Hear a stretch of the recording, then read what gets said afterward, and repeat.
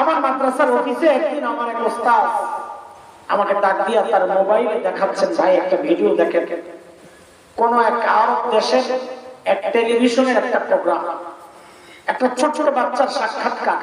বাচ্চাটার বয়স বড় জোর 13-14 হবে। বাচ্চাটা অন্ধ।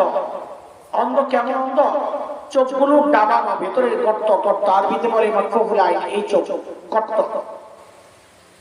যিনি প্রোগ্রামটা পরিচালনা করছেন, উপস্থাপক, সঞ্চালক, পরিচালক, তিনি বাচ্চাটাকে জিজ্ঞেস করছেন, আচ্ছা তোমার যে চোখের নিয়ামতটা নাই, তুমি কি আল্লাহর কাছে নিয়ামতটা ফেরত চাও?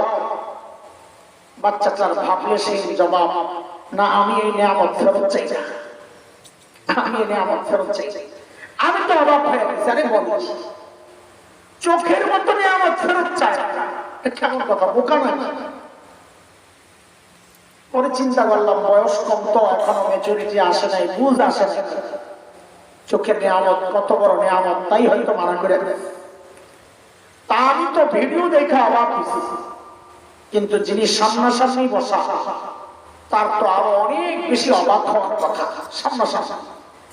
তো তিনি অনেক অবাক হয়ে জানতে চাইলেন, জিজ্ঞেস করলেন, লিমাযা, আরে কেন তুমি এই নিয়ামত ফেরত চাও? কেমন কথা? আর বাচ্চাটার জবাবটা শুই না আমি বুঝছি, বোকা তো না, বোকা তো আমি, বোকা তো আমি। আল্লাহকে হাজির নাজির রেখে বলছি, ওর জবাবটা শুনে আমি সাথে সাথে কান্না করে দিয়েছি। বলি কিসে? আরে বললো কিসে? তাকে তখন জিজ্ঞেস করা হলো, তুমি কি এই নিয়ামতটা ফেরত চাও? সে বলে, না চাই না। কেন চাও না? সে বলে কি জানেন, দুনিয়ায় কি পুঁজি বানাইছে, ওই যে পুঁজির গল্প শোনাইতেছি, কি পুঁজি বানাইছে দেখেন। বলে দুনিয়ায় আমি এই নিয়ামতটা এই জন্য ফেরত চাই না, যেন হাসরের মাঠে যখন বিচার শুরু হয়ে যাবে, যখন আমার ডাক পড়বে, দেখেন ছোট ছোট বাচ্চার কি ডাক, অথচ তার চিন্তাটা কত পবিত্র, পরিচ্ছন্ন, পরিষ্কার, কত উঁচা। বলে যখন আমার ডাক পড়বে, আমি দুনিয়ায় নিয়ামত এই জন্য ফেরত চাই না, যখন আমার ডাক পড়বে তখন যেন আমি আমার মালিকের সামনে নত জানু হয়ে বলতে পারি, ও আমার মালিক, দুনিয়ায় তো তুমি আমার এই নিয়ামতটা দাও নাই, ওগো মালিক, আজকে এই উসিলায় কি আমার আযাবটা একটু কমায় দেওয়া যায় না? আমি কাঁদতেছিলাম, ঠিক উল্টা চিন্তা করে। কি চিন্তা? ঠিক উল্টা চিন্তায় আমাকে কাঁদাচ্ছিল। চিন্তাটা কি?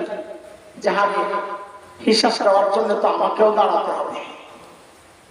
তখন আমার মালিক যদি ঠিক উল্টা প্রশ্নটাই আমাকে করেন, তো আমি কি জবাব দেব? আমার মালিক যদি আমাকে জিজ্ঞেস করেন, এরে হাসান জানি, তোকে তো এই চোখের নিয়ামতটা দিছিলাম, তুই তো ভোগ করছস, এখন আযাবটা একটু বাড়ায় দেই, তা আমি কি জবাব দেব?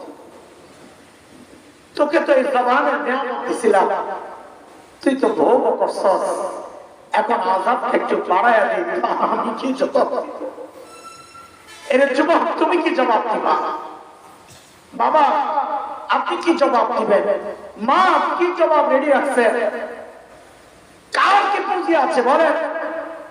কোন পুঁজির ভরসায় এমন নিশ্চিন্ত জীবন যাপন করছি? হ্যাঁ, কোন পুঁজির ভরসায়? পুঁজি তো আছে একেবারে শূন্য, তা তো না। আমল নামায় পুঁজি কিছু আছে, কিন্তু সেই পুঁজি হইল গুনাহ, গুনাহ, গুনাহ, গুনাহ, পুঁজি গুনাহ।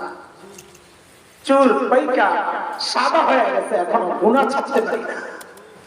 দাড়ি পাইকা সাদা হয়ে গেছে, এখনো গুনাহ ছাড়তে পারি না।